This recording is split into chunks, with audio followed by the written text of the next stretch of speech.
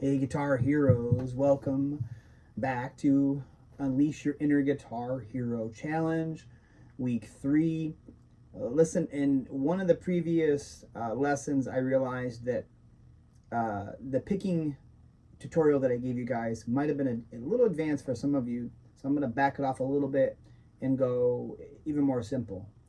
Especially since now we're starting to get into more of perhaps the technical aspects of playing, such as that last Led Zeppelin riff that I just posted. So that's going to involve more picking.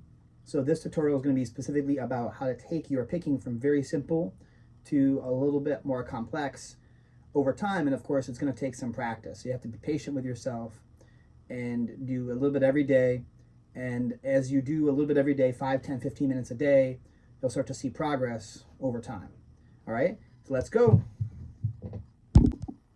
Okay, so this is gonna be all about the right hand for those that are playing right-handed. If you're playing left-handed, obviously things are gonna be flipped the other way. Okay, all right. So I'm not even gonna use anything on.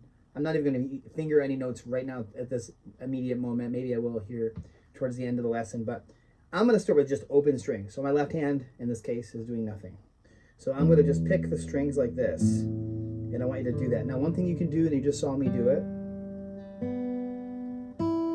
is if I feel like for some reason my hand doesn't feel 100% stable, like it feels like it's floating a little too much, I'm not sure if I'm going to catch the right note, I will sometimes, with my ring finger, grab a string, like let's say the E string, and this keeps my hand a little bit more steady. Now, obviously, I have to let go of it when I get to the E string, but that's just a trick that I use. I've seen some people take their pinky and put it on the pickguard or the face of the guitar to do that. Now, some people like to do that. I don't like that. I find that very restricting. The other thing that I often find myself doing because of my heavy metal background is I find myself putting my hands on the strings, and that's even to play percussively, right? Like we did with Horse with No Name. And if you didn't get that far with Horse with No Name, that's not a problem. We can always come back to that. But for right now, I want you to just practice maybe touching the strings with your fingers in some way or another as you play to just get a feel for where the strings are. But for a really easy picking pattern while doing nothing with the left hand, I'm going to just pick the strings like this. And I'm going to do the flat picking version of what's called a rest stroke. In classical guitar, I'll show that when I do the fingerstyle lesson coming soon. But for picking right now, flat picking. Now, typically, flat picking is usually reserved for the style of bluegrass.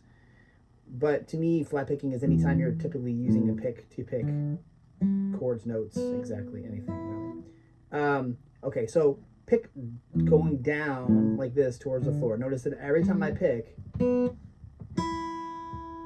going down. Okay.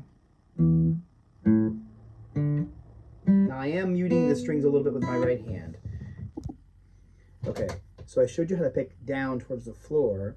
Now I'm going to show you how to pick up towards the ceiling, still muting the strings as I go. And obviously you could just do this as well, right? It's something I would experiment with that a little bit.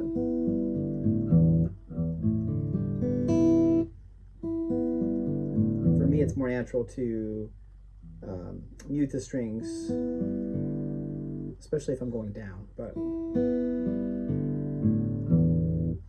But practice going down towards the floor and then up towards the ceiling. Okay, and then after you do that, then I want you to practice alternating between different strings. So as an example, I might start on the low E, and then I'm going to go E to D, A to G, D to B, G to E. Okay, and then I'm going to go in the opposite direction. Okay, so first I'm going to still pick down, physically pick down towards the floor, but my pick hand is going to go up towards the ceiling, and I'm going to skip every other string again. So E to G to B to D to G to A, D to E. I'll do that again. E, G, B, D, G, A, D, E. Okay, so you practice that, and you can let them ring as well sometimes. It's fine. It's good to actually practice both. Although I think it's important to be able to mute the strings as well.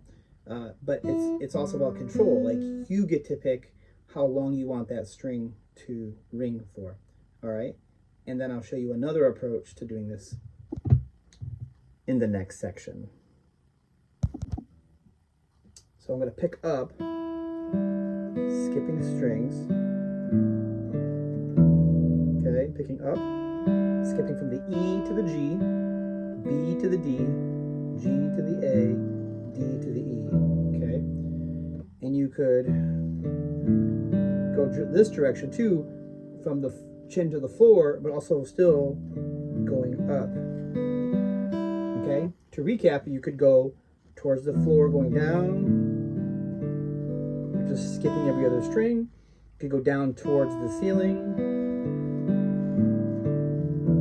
or I should say up towards the ceiling, but you're still picking down. You could then pick up while going in the direction of the ceiling. And then you could pick up on the string in the direction of going towards the floor. So there's essentially 4 different ways to practice that. All right, so have fun with that exercise. Okay, Guitar Hero, so that was part 1 of my picking hand tutorial on using a guitar pick. And right now we're just using open strings. There's going to be a part 2 where I'm going to go into more detail about actually picking on each string more than once, picking twice, 3 times, 4 times, to develop accuracy and overall technique with your picking hand. So until then, I'll see you next time. This is Mel. Bye for now.